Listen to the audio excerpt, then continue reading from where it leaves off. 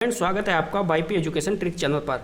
तो दोस्तों, इस वीडियो में हम बात करेंगे, देखिए आज हम नया टॉपिक लेके आए हैं आपके लिए सीटेट एग्ज़ाम 2024 के लिए, जो 14 दिसंबर को आपका होने जा रहा है। तो देखिए आज का हमारा जो टॉपिक है वो है आकलन तथा मूल्यांकन, यानी असेसमेंट एंड इवोल्यूशन।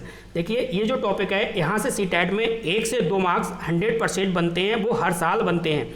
तो आपको बताना चाहेंगे कि आप हमारे चैनल पे नए हैं या अभी तक आपने हमारे चैनल को सब्सक्राइब नहीं करा है, तो आप नीचे रेड कलर के सब्सक्राइब बटन पे क्लिक कर लें और बराबर में बेल आइकन की घंटी है उसको भी प्रेस कर लें। इससे क्या होगा कि जब भी हम वीडियो को अपलोड करेंगे तो उसका नोटिफिकेशन सबसे पहले आपके पास पहुँच जाएगा। देखिए अंतिम क्षण आपके चल रहे हैं, अंतिम सप्ताह आपका चल रहा है, तैयारी लगभग आपको ज़बरदस्त कराने वाला हूँ। इसके जो सीडीपी है, सीडीपी के 20 टॉपिक ऐसे टॉपिक हैं जहाँ से हर बार क्वेश्चन आता है। इस वीडियो के डिस्क्रिप्शन में आपको जाना है और वहाँ से 20 टॉपिक जो मैंने दे रखे हैं, वीडियो अपलोड कर रखी है, वहाँ से जो भी आपका डाउट है, कोई भी टॉपिक आपका नहीं बन रहा है तो वो वीडियो आप देख सकते हैं। तो चलिए बिना किसी देरी के अब हम करते हैं टॉपिक को शुरू। हो चुका आगाज रण का युग बदलने की तैयारी, जीत उसी की होगी जिसका संघर्ष है जारी। तो दोस्तों यहाँ पे आपको समझना है आकलन और मूल्यांकन, यहाँ से 1 नंबर अवश्य बनेगा। देखो यहाँ पे समझो, सबसे पहली हमारी जो हेडिंग है वो है आकलन। तो आपको समझना है कि आकलन होता क्या है।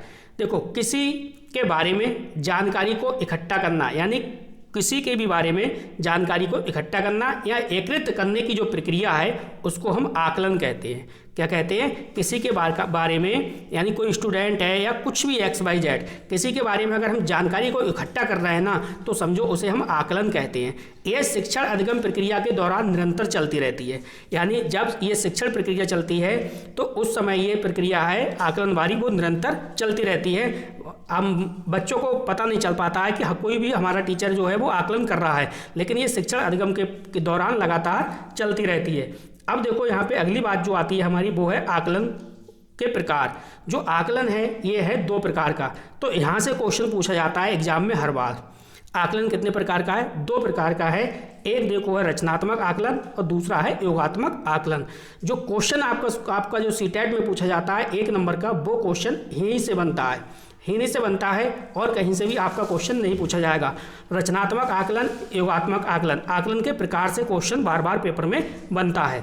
तो इस वीडियो को बिल्कुल लास्ट तक देखना। वीडियो आपको अच्छी लगती है तो प्लीज़ लाइक करना और अपने दोस्तों को भी वीडियो को शेयर करना। देखो, रचनात्मक आकलन के बारे में सबसे पहले हम सीखते हैं कि भाई रचनात्मक आकलन क्या होता है। देखो, रचनात्मक आकलन को इंग्लिश में अगर हम बात करें तो इंग्लिश में बोलते हैं फॉर्मेटिव असेसमेंट। इंग्लिश में क्या बोलते हैं? Formative assessment. ठीक है, रचनात्मक आकलन।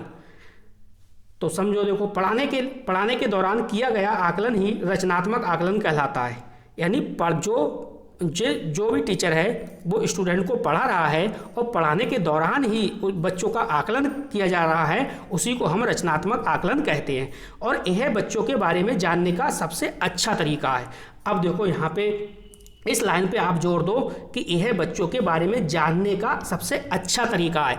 अब बच्चों के बारे में जानने का सबसे अच्छा तरीका है तो जाहिर सी बात है ये रचनात्मक जो आकलन है और फॉर्मेटिव जो असेसमेंट है ये बहुत ही बेहतरीन है और अच्छा है। तो ये हमारा प्लस वाला है, ये आप ध्यान रखना है। ठीक है, पॉजिटिव है। नेक्स्ट देखिए, अगला जो हमारी हेडिंग है वो है, देखो यहाँ पे योगात्मक आकलन। क्या कह रहा है? योगात्मक आकलन। तो योगात्मक आकलन की मैं बात करूं तो इंग्लिश में बोलते हैं इसे समेटिव असेसमेंट। ठीक है, तो समेटिव असेसमेंट, योगात्मक आकलन क्या होता है इसके बारे में समझो। तो देखो, ये साल के अंत में किया जाने वाला आकलन जो है उसी को हम बोलते हैं योगात्मक आकलन। यानी हमने सबसे पहले पढ़ा था रचनात्मक आकलन, और रचनात्मक आकलन के बारे में हमने पढ़ा था कि भाई ऐसा आकलन जो मतलब शिक्षण के दौरान या पढ़ाने के दौरान किया जा रहा है, लगातार किया जा रहा है, वो होता है रचनात्मक आकलन। और जो साल के अंत में किया जाता है वो होता है योगात्मक आकलन। जो कि योगात्मक आकलन है ये बच्चे के बारे में जानने के लिए अच्छा नहीं होता। तो पेपर में जहाँ पे भी आपको सीटेट के पेपर में जहाँ पे भी आपको योगात्मक आकलन दिखे या समेटिव असेसमेंट दिखे तो समझ लेना ये आपके लिए प्लस वाला नहीं हो सकता है ऑप्शन, ये नेगेटिव वाला है और ये कभी भी सही नहीं होगा। जब क्वेश्चन नेगेटिव दिया होगा तभी ये सही होगा। ठीक है, तो देखो टैग वर्ड है आपके लिए न्यू, शोर मत कर अभी गमों की रात है, धज्जियां उड़ा देंगे बस कुछ दिनों की बात है। तो बिल्कुल सही कहा, कुछ दिनों की बात है। पेपर की सीटेट की इस बार धज्जियां उड़ा के आना है। ठीक है, चलो अगली बात समझो। अब ये जो फैक्ट है ना, यहाँ से पेपर में आपको देखने को मिलेगा, बस आपको इनको समझना है। अगर आपने ये चीज़ें समझ ली तो समझो आपने आकलन अच्छे से समझ लिया। ठीक है, यहाँ से पेपर में खूब क्वेश्चन बनेगा। देखो पहला जो है वो है assessment of learning. Assessment of learning यानी समेटिव असेसमेंट, इसे को बोलते हैं हिंदी में, इसकी है वो है सीखने का आकलन। क्या है? Assessment of learning, summative assessment, सीखने का आकलन। अगर 4 ऑप्शन में ये वाला दिख जाए सीखने का आकलन, सीखने का आकलन, तो समझो ये गलत है, कभी भी आपका ऑप्शन सही नहीं होगा। अगर मैं आपसे कहूँ, अगर आपको हिंदी में का ध्यान नहीं रहे तो देखो इंग्लिश में यहाँ पे पकड़ लेना ऑफ। क्या पकड़ना है? ऑफ पकड़ना है आपको। असेसमेंट ऑफ लर्निंग क्या है? Assessment of learning. जहाँ पे असेसमेंट और लर्निंग के बीच में ऑफ लग जाए तो समझ लो ये नेगेटिव वाला है, ये सही आंसर नहीं है। इतनी बात आपके समझ में आ गई। चलो अगली बात को समझो आप। देखो असेसमेंट फॉर लर्निंग क्या है? असेसमेंट फॉर लर्निंग यानी फॉर्मेटिव असेसमेंट। फॉर्मेटिव असेसमेंट की हिंदी क्या है भाई? ये होता है सीखने के लिए आकलन। क्या होता है? सीखने के लिए आकलन। ये वाला जो है ये आपका क्या है? पॉजिटिव है। ये वाला जो आपका असेसमेंट है ये पॉजिटिव है और ये आपका बिल्कुल सही आंसर होगा। अगर पेपर में दिया है तो ये आपका पॉजिटिव है और ये सही आंसर होगा, प्लस वाला है। ठीक है, अब देखो यहाँ पे अगर आपको फिर भी ध्यान न रहे तो इस बात पे जोर देना। यहाँ पे देखो दे रखा है सीखने के लिए आकलन। जहाँ पे भी सीखने के लिए आकलन दिखे तो समझो वो पॉजिटिव है।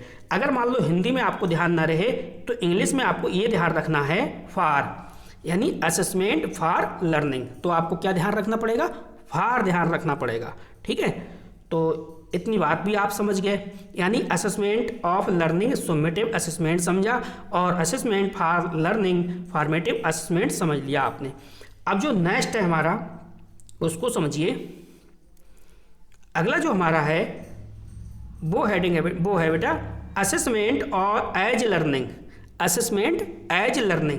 असेसमेंट एज लर्निंग का मतलब है सेल्फ असेसमेंट। सेल्फ असेसमेंट का को समझो सीखने के रूप में आकलन। अगर सीखने के रूप में आकलन है तो ये भी प्लस पॉइंट है। ये क्या है? ये भी प्लस पॉइंट है, ये वाला भी सही है। सीखने के रूप में आकलन, ठीक है, सेल्फ असेसमेंट। इसमें क्या आएगा? इसमें देखो एज लगा हुआ होगा। ठीक है, ये सेल्फ यानी खुद के लिए है। ठीक, तो इतनी बात आपने समझ ली, तो यहीं से आपका पेपर में क्वेश्चन बन जाएगा। अब देखो अगली बात समझो आप, मूल्यांकन। तो मूल्यांकन क्या होता है इसके बारे में समझिए आप। मूल्यांकन की अगर हम बात करें तो मूल्यांकन क्या है? देखो किसी वस्तु या किसी व्यक्ति, कह सकते हो आप किसी व्यक्ति, विषय या वस्तु आदि के गुण और दोष, क्या है? गुण और दोष का विवेचन करना और उसके संबंध में सही निर्णय करना क्या कहलाता है? मूल्यांकन कहलाता है। चाहे वो बच्चा हुआ, चाहे वो कोई वस्तु ही, या कह सकते हो आप कोई व्यक्ति हुआ, कोई विषय हो सकता है। ठीक है, उसके बारे में अगर दोनों पक्षों को आप देख रहे हो, गुण और दोष दोनों को देखकर आप विवेचना करके उसके संबंध में सही निर्णय कर रहे हो तो वो क्या कहलाएगा? मूल्यांकन कहलाएगा। ठीक है, अब देखो अगली लाइन है जो हमारी वो है, यह देखो मात्रात्मक एवं गुणात्मक दोनों होता है। जब भी पेपर में कहीं पे भी आपको दिखेगा मूल्यांकन तो आपको ये ध्यान रखना है जो मूल्यांकन होता है ये मात्रात्मक एवं गुणात्मक दोनों होता है। ठीक है, तो देखो ये जो सीटेट का जो टॉपिक था बहुत ही अच्छे से आपने कवर किया, इसको गलत नहीं होने देना, यहाँ से आपको 1 नंबर देखने को मिलेगा। अब देखो रही एक बात और बता दें हम आपको, हमने जो सीडीपी है, सीडीपी के हमने 20 टॉपिक आपको बताए हैं और 20 टॉपिक बहुत ही बेहतरीन हमने आपको पढ़ाए हैं। इस वीडियो के डिस्क्रिप्शन आप चेक करिए, 20 के 20 टॉपिक आपको मिल जाएंगे और उन 20 टॉपिक की एग्जाम से पहले आपको एक मैराथन क्लास भी हम आपको दे देंगे। ठीक है, तो कमेंट करके जाना, वीडियो को लाइक करके जाना और बताना ये वीडियो आपके समझ में आई नहीं आई, टॉपिक आपके समझ में आया या नहीं आया। तो दोस्तों इस वीडियो को देखने के लिए आपका बहुत बहुत धन्यवाद। मिलते हैं नेक्स्ट वीडियो में न्यू टॉपिक के साथ।